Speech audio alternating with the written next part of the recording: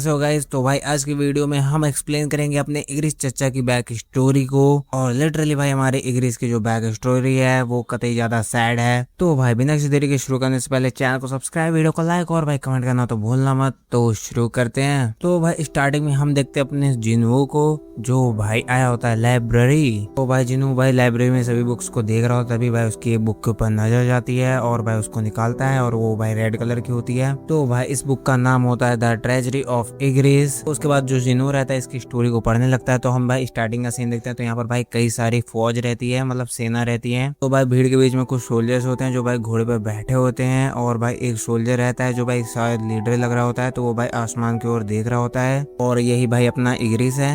तो भाई बगल में एक सोल्जर रहता है जो कहता है कि क्या हुआ, पता नहीं मुझे ऐसा क्यों लग रहा है कि कोई मुझे पीछे से देख रहा है। तो यहाँ पर भाई जो सोल्जर रहता है वो भाई बगल में जो रहता है वो कहने लगता है कि हाँ यहाँ पर सच में बहुत से लोग हैं जो हमें देख रहे हैं। और भाई कहने लगता है कि भाई लाल रंग का जो इग्रिस है वो जब सामने आएगा पब्लिक में तो ऐसा सीन क्रिएट होना तो जरूरी ही है। नहीं, मेरा कहने का मतलब है कि अरे रहने दो, छोड़ो। और भाई यहाँ पर अपने इग्रिस को मतलब फील हो रहा होता है कि कोई भाई शक्ति है जो उसको भाई पीछे से देख रही होती है, मतलब उसके ऊपर नजर रख रही होती है। और ये भाई जो अननोन शक्ति है ये भाई इनक्रेडिबल है, मतलब इसका साइज और इसकी पावर्स भाई क्या ही अलग ही लेवल पर हैं। और भाई जो इग्रिस रहता है वो भाई मन में कह रहा होता है कि ऐसा आदमी मुझे देखेगा ही क्यों। तो यहाँ पर भाई एक राजा रहता है जो भाई अपने इग्रिस को कह रहा होता है कि तुम बहुत अच्छे सोल्जर हो, मैंने तुम्हारी बहुत प्रशंसा सुनी रिपोर्ट के अनुसार जो लोगों ने मुझे बताया। एक बार मैं फिर से तुम्हारे एहसानों तले दब गया हूँ, ये सब मतलब राजा कह रहा होता है। महाराज ये तो आपकी दयालुता है। नहीं, हम इस कठिन युद्ध को तुम्हारे बिना कैसे जीत सकते थे।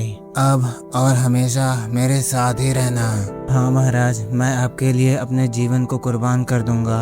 तो भाई इग्रिस को इतनी रिस्पेक्ट मिल रही होती है राजा की तरफ से। तो भाई ये सब देख के इन लोगों की फट रही होती है। तो उसके बाद भाई सीन देखते हैं, ये लोग जो हरामखोर रहते हैं भाई कह रहे होते हैं कि मैं ऐसे खड़े होकर ये सब नहीं देख सकता। ये भाई इग्रिस से इसलिए जल रहे होते हैं बिकॉज भाई इग्रिस जो रहता है वो भाई लोअर सोल्जर रहता है, फिर भी उसको इतनी रिस्पेक्ट दे रहे होते हैं किंग। ये भाई एक नंबर के हरामखोर होते हैं बिकॉज भाई इग्रिस को ये भाई जानबूझ कर भेजते हैं उस वॉर में। और भाई इन्हें लग रहा होता है कि अब वो भाई वॉर से जिंदा नहीं वापस आएगा, लेकिन फिर भी वो भाई आ गया। और भाई धीरे धीरे अपना जो इग्रिस रहता है वो भाई वॉर को विन कर रहा होता है और धीरे धीरे भाई किंग का जो ट्रस्ट रहता है वो भाई बिल्ड कर रहा होता है। तो भाई इन सभी हरामखोरों का जो लीडर रहता है वो कहता है कि अब हमारे पास कोई चारा नहीं बचा है, हालत बेकाबू होने से पहले उसको रास्ते से हटाना होगा।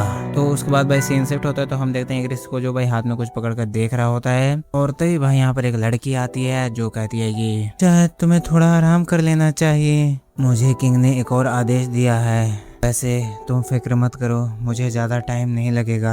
तो उसके बाद यहाँ पर जो अपना इग्रिस रहता है वो भाई नेक्स्ट वॉर के लिए निकल लेता है। वह इग्रिस सोच रहा होता है कि जो लेटर मुझे मिला था ऑर्डर के लिए उस पर मोहर भी लगी होती है, लेकिन फिर भी भाई इग्रिस सोच रहा होता है लेकिन फिर भी जो हमारे दुश्मन थे उन्होंने कोई दिक्कत नहीं क्रिएट की है, तो इसका क्या मतलब हो सकता है, बेवजह मतलब भेज रहे हैं वॉर के लिए। तो भाई इग्रिस के ऊपर कोई अटैक करता है। तो भाई इग्रिस आराम से घोड़े पर ही बैठकर इसको निपटा देता है। उसके बाद भाई यहाँ पर फाइट शुरू हो जाती है। तो यहाँ पर हम देखते हैं यहाँ पर भाई सोल्जर सभी यहाँ पर गिरे पड़े होते हैं, कुछ इग्रिस साइड के और कुछ दुश्मन के भी साइड के। और भाई यहाँ पर इग्रिस को देखते हैं जो भाई अभी भी खड़ा होता है। पता ही भाई कोई तालियां बजाते हुए आता है और भाई कहता है कि एज एक्सपेक्टेड इग्रिस द रेड, मैं ये देखकर बहुत ज्यादा हैरान हूँ कि तूने अकेले इतने सारे सोल्जर्स को मार के गिरा दिया।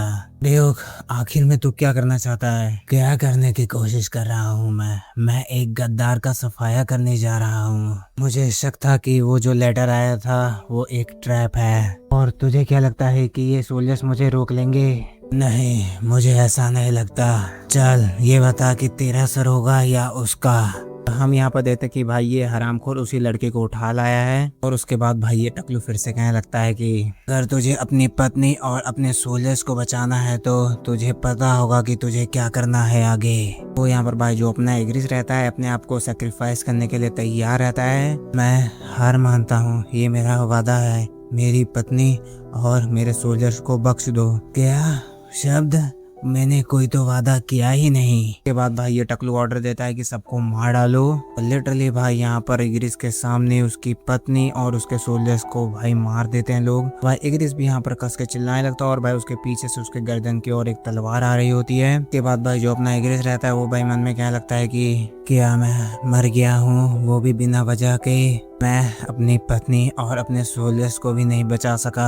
हम यहाँ पर देखते हैं अपने इग्रिस को जो भाई एक अलग ही मतलब बहुत बड़ी आग रहती है उसके सामने रहता है।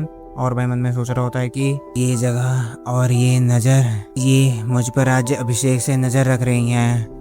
आखिर में ये क्या हो सकता है, ये क्या हो रहा है मेरे साथ। तो यहाँ पर हम देखते हैं भाई इग्रिस को, जो हमारे जिनों के सामने भाई बैठा होता है और जिन्होंने भी भाई बुक को बंद कर दिया होता है। तो इस तरह भाई इन दोनों का आमना सामना हो जाता है और भाई यहीं पर ये चैप्टर होता है खत्म। और लिटरली भाई इग्रिस का पास्ट कुछ ज्यादा ही सैड था, क्योंकि भाई वो अपनी वाइफ को भी नहीं बचा पाया और भाई सोल्जर्स का तो रहने ही दो। तो यहीं पर ये चैप्टर होता है खत्म। चैप्टर क्या मतलब यहीं पर होता है इग्रिस का पास्ट खत्म। तो भाई जाते जाते चैनल को सब्सक्राइब, वीडियो को लाइक और भाई कमेंट करना तो भूलना मत। और भाई प्यार प्यार कमेंट जरूर ड्रॉप करना। तो बाय बाय।